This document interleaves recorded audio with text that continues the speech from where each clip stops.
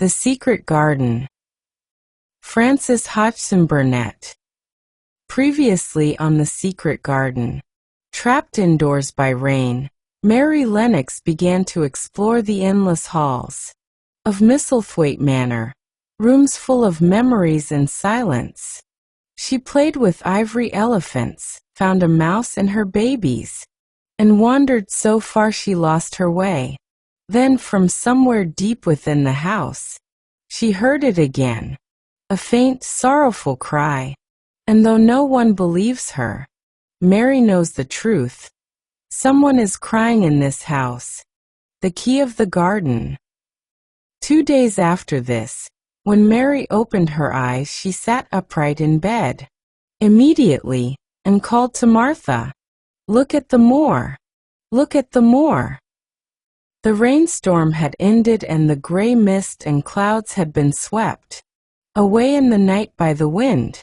The wind itself had ceased and a brilliant, deep blue sky arched high over the moorland. Never had Mary dreamed of a sky so blue. In India skies were hot and blazing. This was of a deep cool blue which almost seemed to sparkle like the waters of some lovely bottomless lake, and here and there, high in the arched blueness floated small clouds of snow-white fleece. The far-reaching world of the moor itself looked softly blue instead of gloomy purple-black or awful dreary gray. "Aye," said Martha with a cheerful grin. "'Tis storms over for a bit. It does like this at this time o' year. It goes off in a night like it was pretendin' it had never been here and never meant to come again. That's because teach springtime's on its way. It's a long way off yet, but it's comin'. I thought perhaps it always rained or looked dark in England," Mary said. "No," said Martha, sitting up on her heels among her black lead brushes. "Not of a sort." "What does that mean?" asked Mary seriously. In India the natives spoke different dialects which only a few people understood, so she was not surprised when Martha used words she did not know. Martha laughed as she had done the first morning. "There now," she said. "I've talked broad Yorkshire again like Mrs. Medlock said I mustn't. Not o' a sort means nothin' of the sort," slowly and carefully, "but it takes so long to say it. Yorkshire's the sunniest place on earth when it is sunny. I told thee they'd like te't more after a bit. Just you wait till you see th gold-colored gorse blossoms in the blossoms o' each broom, and th heather flowerin', all purple bells, and hundreds o' butterflies flutterin', and bees hummin', and skylarks soarin' up and singin'. You'll want to get out on it at sunrise and live out on it all day like Dickon does." "Could I ever get there?" asked Mary wistfully, looking through her window at the far-off blue. It was so new and big and wonderful and such a heavenly color. "I don't know," answered Martha. "Tha's never used the legs since the was born, it seems to me. The couldn't walk 5 mile. It's 5 mile to our cottage." "I should like to see your cottage." Martha stared at her a moment curiously before she took up her polishing brush and began to rub the grate again. She was thinking that the small, plain face did not look quite as sour at this moment as it had done the first morning she saw it. It looked just a trifle like little Susan Ann's when she wanted something very much. "I'll ask my mother about it," she said. "She's one of them that nearly always sees a way to do things. It's my day out today and I'm goin' home. I am glad. Mrs. Medlock thinks a lot o' mother. Perhaps she could talk to her." "I like your mother," said Mary.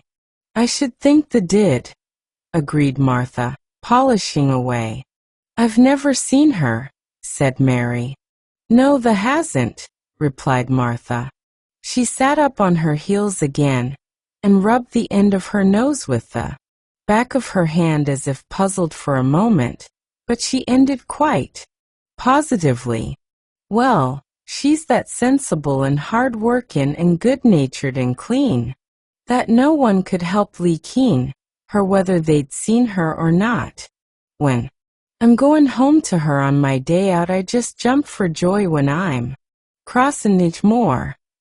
I like Dickon, added Mary, and I've never seen him. Well, said Martha stoutly, I've told thee that teach very birds likes him and teach rabbits and wild sheep and ponies, and teach foxes themselves. I wonder, staring at her reflectively, what Dickon would think of thee. He wouldn't like me, said Mary in her stiff, cold little way. No one does. Martha looked reflective again. How does the like thyself? She inquired, really quite as if she were curious to know. Mary hesitated a moment and thought it over. Not at all really, she answered. But I never thought of that before. Martha grinned a little as if at some homely recollection. Mother said that to me once, she said. She was at her washtub and I was in a bad temper and talkin' ill of folk, and she turns round on me and says, the young vixen, there the stands sayin' the doesn't like this one and the doesn't like that one. How does the like thyself? It made me laugh and it brought me to my senses in a minute. She went away in high spirits as soon as she had given Mary her breakfast. She was going to walk 5 miles across the moor to the cottage, and she was going to help her mother with the washing and do the week's baking and enjoy herself thoroughly. Mary felt lonelier than ever when she knew she was no longer in the house. She went out into the garden as quickly as possible, and the first thing she did was to run round and round the fountain flower garden 10 times. She counted the times carefully, and when she had finished she felt in better spirits. The sunshine made the whole place look different. The high, deep, blue sky arched over Misselthwaite as well as over the moor, and she kept lifting her face and looking up into it, trying to imagine what it would be like to lie down on one of the little snow-white clouds and float about.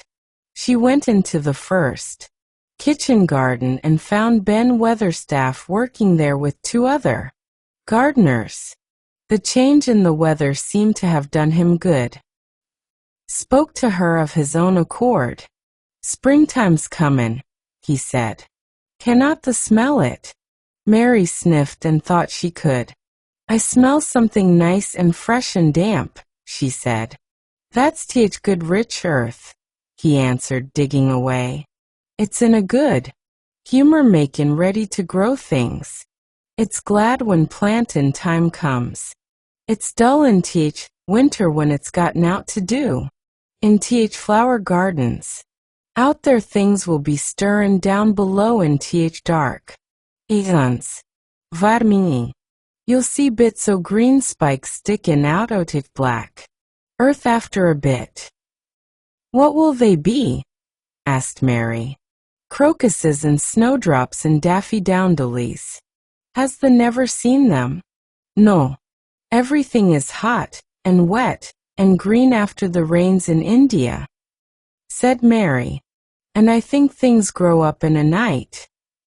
These won't grow up in a night, said Weatherstaff. They'll have to. Wait for 'em. They'll poke up a bit higher here and push out a spike more there, and uncurl a leaf this day and another that. You watch 'em. I am going to, answered Mary. Very soon she heard the soft rustling flight of wings again, and she knew at once that the robin had come again. He was very pert and lively and hopped about so close to her feet, and put his head on one side and looked at her so slyly that she asked Ben Weatherstaff a question. "Do you think he remembers me?" she said. "Remembers thee," said Weatherstaff indignantly. "He knows every cabbage, stump in Tate Gardens, let alone teat people. He's never seen a little wench here before, and he's bent on findin' out all about thee. There's no need to try to hide anything from _him_. Are things stirring down below in the dark in that garden where he lives?" Mary inquired. "What garden?" grunted Weatherstaff, becoming surly again.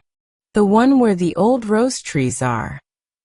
She could not help asking, because she wanted so much to know. "Are all the flowers dead, or do some of them come again in the summer? Are there ever any roses?" "Ask him," said Ben Weatherstaff, hunching his shoulders toward the robin. "He's the only one as knows. No one else has seen inside it for 10 years.